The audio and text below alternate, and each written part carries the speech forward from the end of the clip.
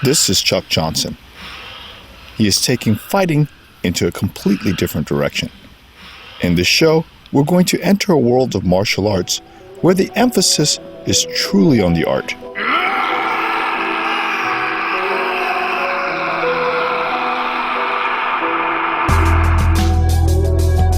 Chuck Johnson is an action actor who is an expert in East Asian style fight choreography. He has spent the last 7 years in Japan studying his craft. This is a film fighting style originally made super famous by Bruce Lee and later by Jackie Chan and Jet Li.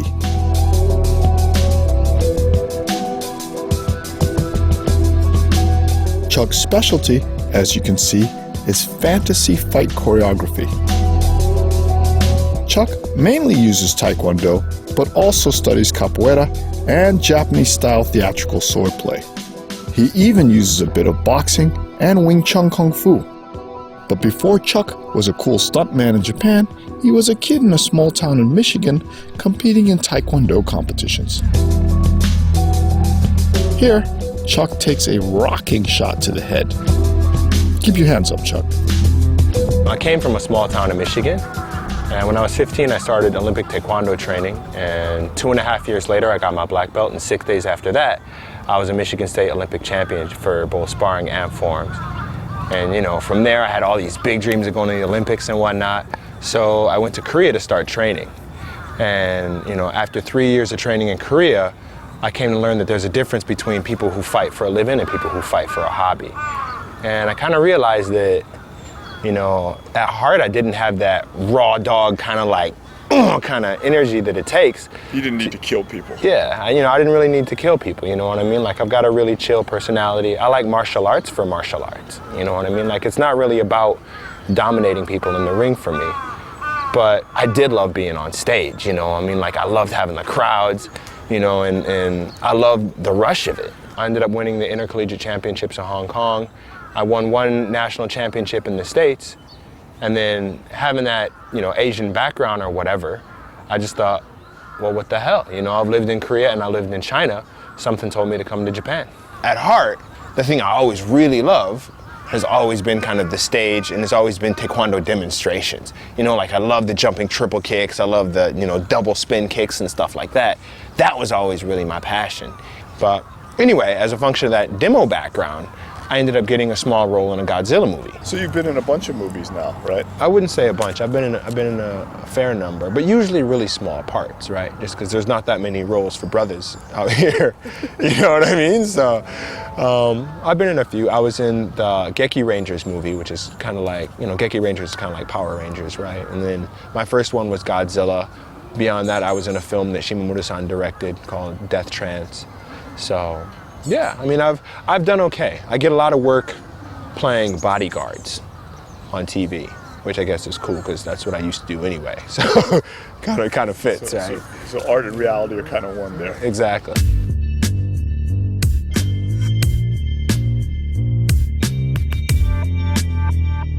So what are the differences, rather, between like action and real martial arts?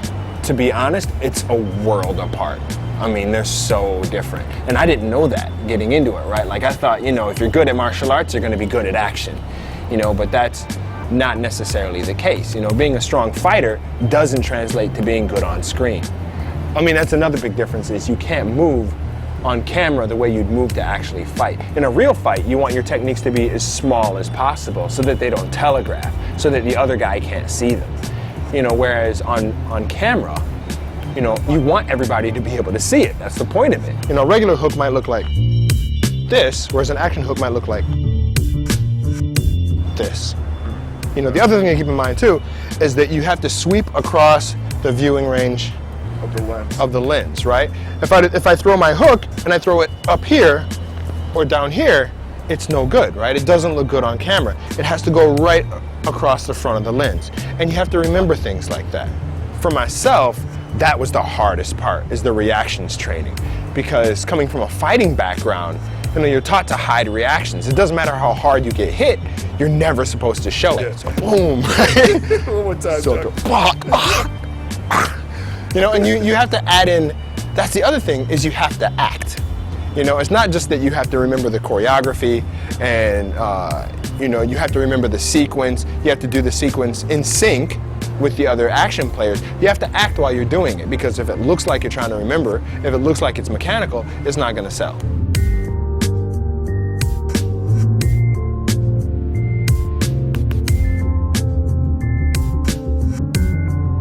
Yeah, basically, I think the worst situation I've been in out here is I got asked to do this fight with this, you know, Japanese karate champion or whatever, because I used to be a taekwondo champion myself, and I could tell I was being set up. You know, I don't even speak Japanese that well, but, you know, it was pretty obvious. I ended up stepping into the ring with 16-ounce gloves while my opponent was wearing 12-ounce gloves. You know, they told me to wear shin guards. I go into the ring, he's not wearing any.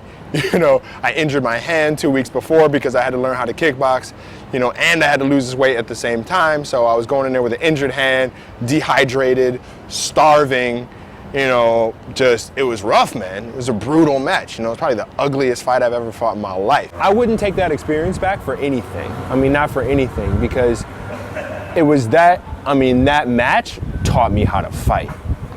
You know, it really did. You know, and if it's one thing I learned, it's that being a fighter, you know, it's not about the matches that you know you can win. You know, it's about the ones that you know you probably can't. You know, and you just got to raise your fists and just get in the ring and just battle anyway, because that's what it's about. You know, I mean, you fight for that 1% chance that you can still get it. So ugly. I never even watched it, you know, on tape. You have the tape? I don't. I've never even seen it. Never even bothered to watch. He's still bitter. Look at him. He's still bitter. Years later, the rage is still on. But, you know what? I mean, the thing is, I think life fundamentally gives you a choice. You know, you can control or you can be controlled. You know, you can let your anger control you or you can control your anger. There's no way I could get a regular job at a regular school and then still keep doing my action training. So I just started stripping. You know, so I'd be up from, you know, I'd go into work at like 8 o'clock at night, be up until 6 o'clock the next morning just drinking and whatever else, because I was stripping and hosting. So just drinking with clients. It was a combination of people. You put it like that, you know. I mean, we had. You speak in these vague terms. We want to know who exactly. Who was buying the that was. Yeah, that was interesting. You know, we had. And how we had women. We had some not women. We had some in between men and women. We had some guys that were there for the hostesses who just happened to come down and were just drunk and just didn't care. And I mean, yeah. And you know, I'd get up on stage in my little black thong or whatnot and shake it as much as I had to and did whatever I had to do to get my tips, you know? So yeah, for 3 months, man, I would do that and then, you know, get home at 7 o'clock in the morning, usually drunk, you know, wake up, take some aminos, drink some water, go to action training, you know, and that was how I got by.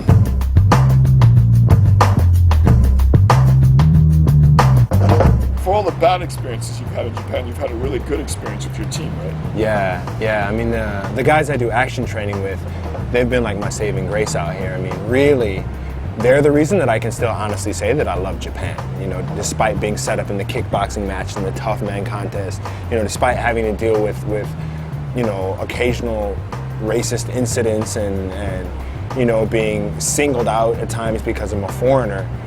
You know, like those being broke all the time. Yeah, and being broke a lot, you know, because I'm trying to follow this dream, right?